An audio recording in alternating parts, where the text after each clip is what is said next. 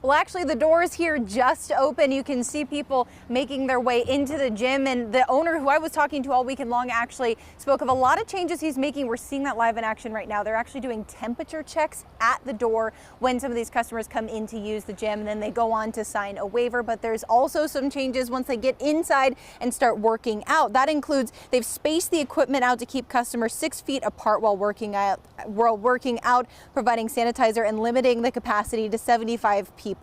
Now, in a Facebook post, the owner, Michael Jellison, said the stress of this is more deadly than the virus itself, and that he's outraged with the governor's handling of the pandemic. Jellison said he's protesting to protect his constitutional rights. Now, right now, we are in phase 1 of Governor Jay Inslee's plan to reopen the state. As part of that plan, gyms are allowed to open at 50% capacity in phase 3, which is still several weeks away. Now, Jellison says he is following CDC guidelines, and we are seeing some of those temperature checks and stuff going on this morning. And he says he just wants to make sure his customers are safe, but also allowed to use the gym. Reporting live in Arlington, Kayla Lafferty, King 5 News.